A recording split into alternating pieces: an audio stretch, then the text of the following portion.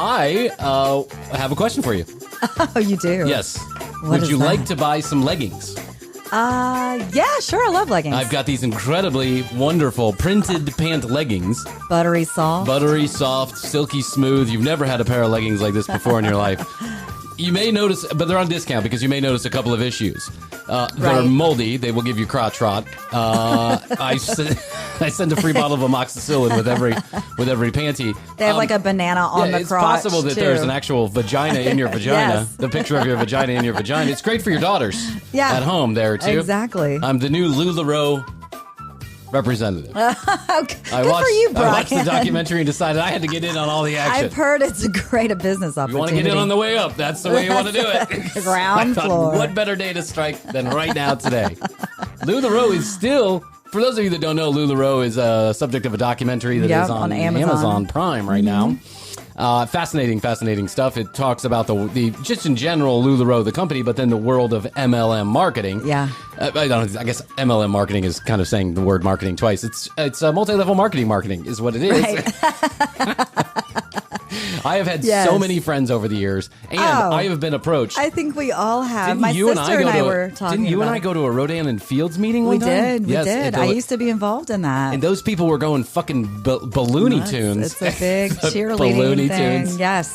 They were like, there must have been 500 people in a hotel ballroom, and there were a couple people up front talking. And Krissy and I think we were actually taken by the whole thing. We were like, wow, this is great. It's hard not to get excited when you go to these. And hey, I've known some people that have definitely made money. And Rodan and Fields, I buy their products because they're great products. Yeah. But yeah, after the couple levels of people are in on it, it's just with any MLM, it's hard to make money. I worked for a guy once who I liked very much. I consider him one of my life mentors, right? He was one of those guys. Like, you'll never forget him. There's so many MLMs out there too. It's crazy. He like took me under his wing in the restaurant business, and even though I was just a little coked up shithead, he always like looked out for me, protected me. He saw something in you. Yeah, and him and I would talk for hours about this and that. He'd give me like little life lessons and shit like that. I respected the guy very much, but every 15 days he was onto a new MLM scam, and he was like, some people are serial. Yeah.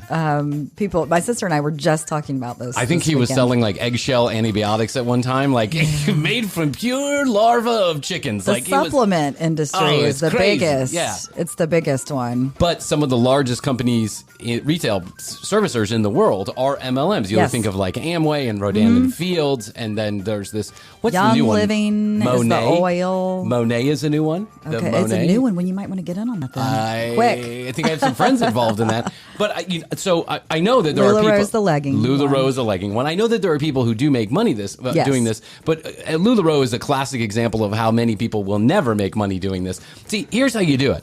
I have to go to whatever, the representative that I know from LuLaRoe, and I have to say, I want in. And they go, okay, all you have to do is you have to just, perfect.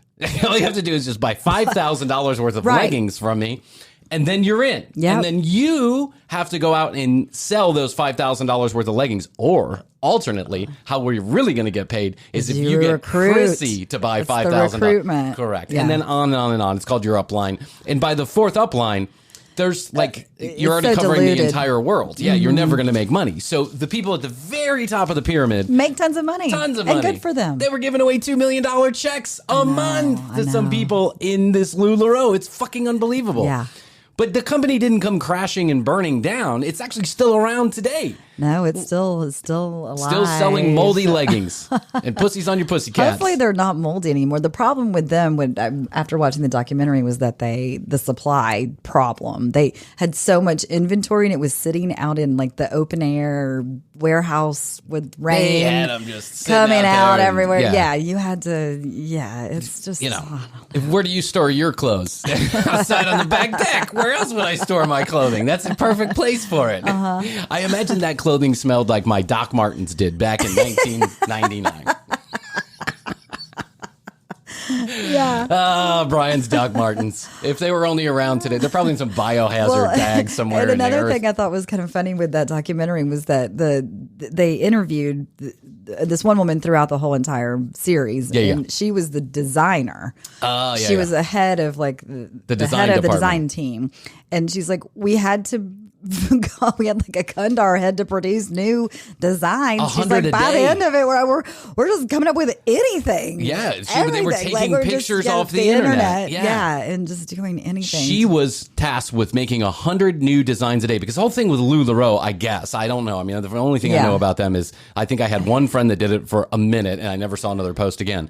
But then what the whole deal was the leggings were the best, silkiest, softiest leggings you've ever had in your entire life. And they would make like literally five of a particular print. Right. And then once it was sold out, they would go on to the new print. Yep. So by the time they have hundreds of thousands of people selling this, there are too much. 200 designers making 100 designs a day. You can't do that. So what they were doing is they were just copying, pasting off the internet. Anything. Didn't matter. Pictures of old men's faces, tiger penises. I mean, they were just putting anything on a legging and getting it done. It was really quite disturbing.